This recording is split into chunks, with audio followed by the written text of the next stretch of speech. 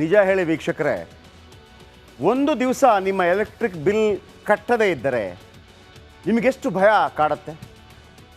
ಒಂದು ದಿನ ಅಥವಾ 2 ದಿನ ನಿಮ್ಮ ನೀರಿನ ಬಿಲ್ ಕಟ್ಟದೇ ಇದ್ದರೆ ನಿಮಗೆಷ್ಟು ಭಯ ಕಾಡುತ್ತೆ?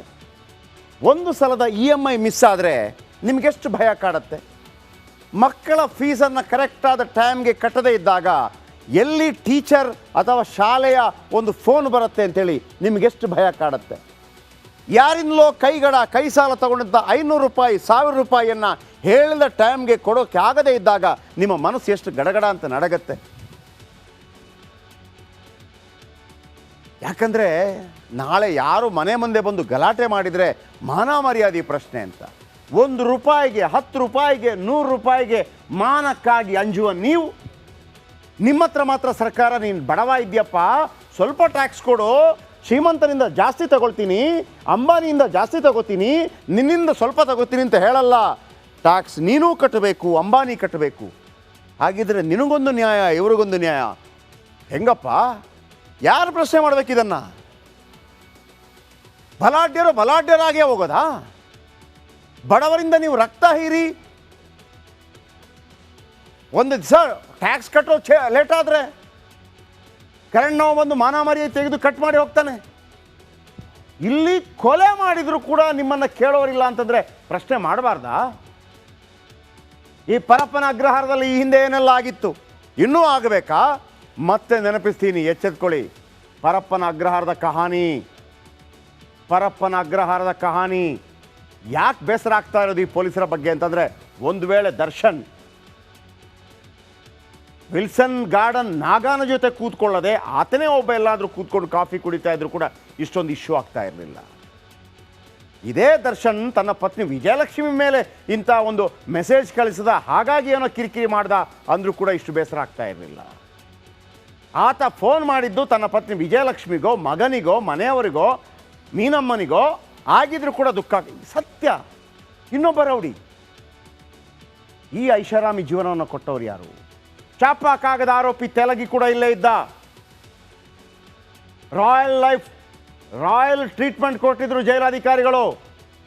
ಅವನಿಂದ ದುಡ್ಡು ಪಡೆದು ಕೆಲವರು VRS ತಗೊಂಡ್ರು ಸರ್. ಈಗ ಪಾಲಿಟಿಕ್ಸ್ಗೆ ಬಂದಿದ್ದಾರೆ, VRS ತಗೊಂಡ್ರು.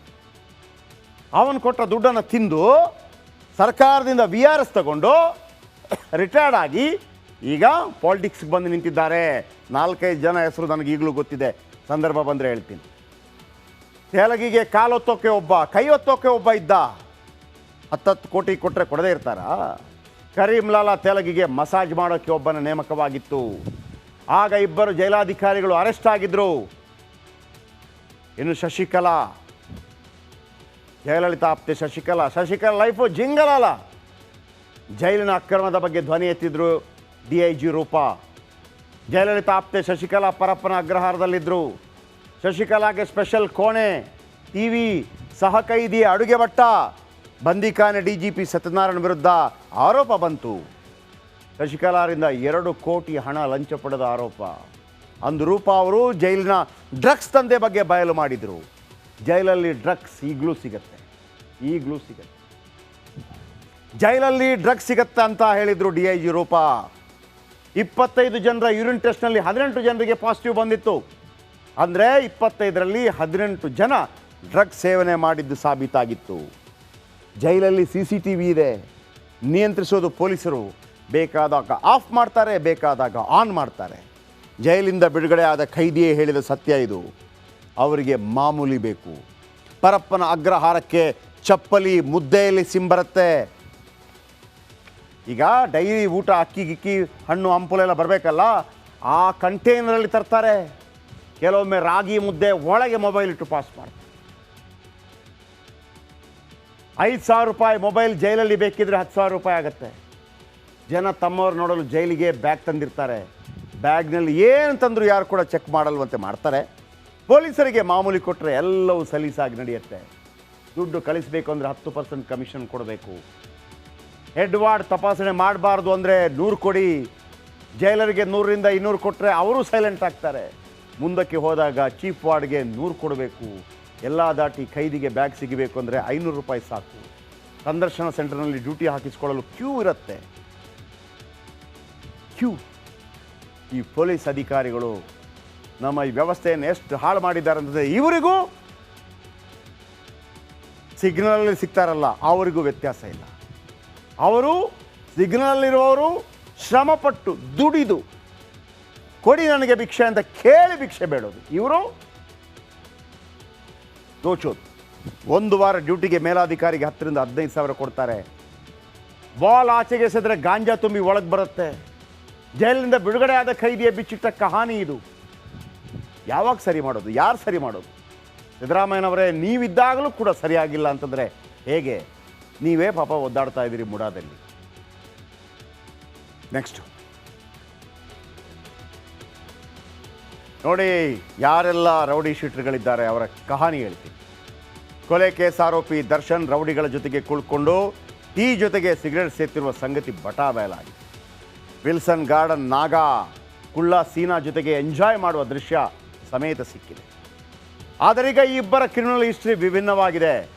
ವಿಲ್ಸನ್ ಗಾರ್ಡನ್ ನಾಗಾ ಕುಳ್ಳ ಸೀನನ ರಕ್ತ ಚರಿತ್ರೆ ಬಗ್ಗೆ ಗೊತ್ತಾದರೆ ನೀವು ಕೂಡ ದಂಗಾಗಿ ಹೋಗ್ತೀರಿ. ಹೇಳ್ತೀನಿ ಕೇಳಿ. ವಿಲ್ಸನ್ ಗಾರ್ಡನ್ ನಾಗಾ ಈಗ jail mates. Wilson garden Naga ಓರ್ವ ಕುಖ್ಯಾತ ರೌಡಿ ಶೀಟರ್. 18 ವರ್ಷಗಳ ಹಿಂದೆ ರೌಡಿಸಮ್ ಫೀಲ್ಡ್ಗೆ ಬಂದಿದ್ದ ನಾಗಾ. ಆರಂಭದಲ್ಲಿ ಕಳ್ಳತನ ಮಾಡ್ತಾ ಇದ್ದ Wilson garden Naga. Silent Sunil, ಒಂಟೆ ರೋಹಿತ್ ಹಿಂದೆ ಓಡಾಡ್ತಾ ಇದ್ದ. 23 ಕೇಸ್ಗಳಿವೆ. 8 ಕೊಲೆ ಕೇಸ್ನಲ್ಲಿ A1 ಆರೋಪಿ. 2012 ಕಾಟನ್ಪೇಟೆಯಲ್ಲಿ ರೌಡಿ ಗುಪ್ಪನ ಕೊಲೆ ಮಾಡಿದ್ದ. 2014ರಲ್ಲಿ ವಿಲ್ಸನ್ ಗಾರ್ಡನ್ನಲ್ಲಿ ಶ್ರೀನಿವಾಸ್ ಕೊಲೆ ಮಾಡಿದ್ದ. 14ರಲ್ಲಿ ಮಡಿವಾಳದ ನಕ್ರಾಬಾಬು ಕೊಲೆ ಕೇಸ್. 16ರಲ್ಲಿ ವೈಟ್ ಫೀಲ್ಡ್ ಸುಹೇಲ್ ಕೊಲೆ ಕೇಸ್. 17ರಲ್ಲಿ ಕಡಬಗೆರೆ ಶ್ರೀನಿವಾಸ್ ಮೇಲೆ ಶೂಟೌಟ್. 20ರಲ್ಲಿ ಅನ್ನಪೂರ್ಣೇಶ್ವರಿ ನಗರ ಜಿಮ್ ಸುಬ್ಬು ಕೊಲೆ. 20ರಲ್ಲಿ ಹಿರಿಸಾವೆ ಬಳಿ ಶಾಂತಿನಗರ ಲಿಂಗನ ಕೊಲೆ. ಸದ್ಯ ಸಿದ್ದಾಪುರ ಮಹೇಶ್ ಹತ್ಯೆ ಕೇಸಲ್ಲಿ ಜೈಲು ಸೇರಿದ್ದಾನೆ. ಆಗಸ್ಟ್ 23 ಸಿದ್ದಾಪುರ ರೌಡಿ ಶೀಟರ್ ಮಹೇಶನ ಹತ್ಯೆ ಆಗುತ್ತೆ. ಮಹೇಶ್ ರಿಲೀಸ್ ಆಗ್ತಾ ಇದ್ದಾಗೆ ಜೈಲು ಮುಂದೆ ಕೊಂದು ಹಾಕ್ತಾರೆ. ಮಹೇಶನ ಹತ್ಯೆ ಕೇಸಲ್ಲಿ ಪರಪ್ಪನ ಅಗ್ರಹಾರದಲ್ಲಿದ್ದಾನೆ ನಾಗಾ. ಯಾಕೆ ಉಳಿಸ್ಕೊಂಡಿದ್ದಾರೆ ಇವರನ್ನೆಲ್ಲ? ಇನ್ನು ಖತರ್ನಾಕ್ ಕುಳ್ಳ ಸೀನಾ, ಈತನಿಗೆ ಶಿಕ್ಷೆ ಆಗಿದೆ. ಮತ್ತೊಬ್ಬ ಖೈದಿ ಹೆಸರು ಶ್ರೀನಿವಾಸ್ ಅಲಿಯಾಸ್ ಕುಳ್ಳ ಸೀನಾ. ಕುಳ್ಳ ಸೀನನೇ ವಿಲ್ಸನ್ ಗಾರ್ಡನ್ ನಾಗಾನ ಗುರುವಾಗಿದ್ದಂತೆ. ಕೊಲೆ ಪ್ರಕರಣದಲ್ಲಿ ಈತ ಜೈಲು ಸೇರಿರುವ ಕುಳ್ಳ ಸೀನಾ. ಕೊಲೆ ಪ್ರಕರಣದಲ್ಲಿ ಕುಳ್ಳ ಸೀನನಿಗೆ ಸಜೆ ಕೂಡ ಆಗಿದೆ. ಇವರೆಲ್ಲ ವಿಚಾರಣಾಧೀನ ಕೈದಿಗಳು. ಅಂದರೆ ವಿಚಾರಣೆ ಆಗ್ತಾ ಇರುತ್ತೆ, ಬರ್ತಾರೆ ಹೋಗ್ತಾರೆ. ಇನ್ನೂ ಕೂಡ ಚಾರ್ಜ್ ಶೀಟ್ ಆಗಿಲ್ಲ. ಆದರೆ ಕುಳ್ಳ ಸೀನಾ ಹಾಗಲ್ಲ, ಜೀವಾವಧಿ ಶಿಕ್ಷೆ ಆಗಿದೆ. ಸಜೆ ಆದ ಖೈದಿ ಸಾಧಾರಣವಾಗಿ ಬಿಳಿ ಬಟ್ಟೆ ಹಾಕಬೇಕು. ಆದರೆ ಕುಳ್ಳ ಸೀನಾ ಸಜೆ ಆದರೂ ಬಿಳಿ ಬಟ್ಟೆ ಧರಿಸೋದಿಲ್ಲ. ಜೈಲಾಧಿಕಾರಿಗಳಿಗೆ ಶ್ರೀನಿವಾಸ್ ಕ್ಯಾರೆ ಅಂತ ಕೂಡ ಹೇಳಲ್ವಂತೆ. ವಿಲ್ಸನ್ ಗಾರ್ಡನ್ ನಾಗಾನೇ ಸೀನನ ಬರ್ತ್ಡೇ ಮಾಡಿದ್ದ. ಜೈಲಲ್ಲಿ ಗನ್ ಆಕಾರದ ಕೇಕ್ ಕತ್ತರಿಸಿ ಸೆಲೆಬ್ರೇಷನ್ ಮಾಡಿದ್ದ. ಇವರನ್ನು ಕಾಯುವ ಪೊಲೀಸರು, ಆ ಪೊಲೀಸಿಗೆ ಒಂದು ಡಿಪಾರ್ಟ್ಮೆಂಟು, ಆ ಡಿಪಾರ್ಟ್ಮೆಂಟಿಗೆ ಒಬ್ಬರು ಮಂತ್ರಿ, ಆಮೇಲೆ ಒಮ್ಮೆ ಕಾಂಗ್ರೆಸ್, ಒಮ್ಮೆ BJP, ಇನ್ನೊಮ್ಮೆ JDS.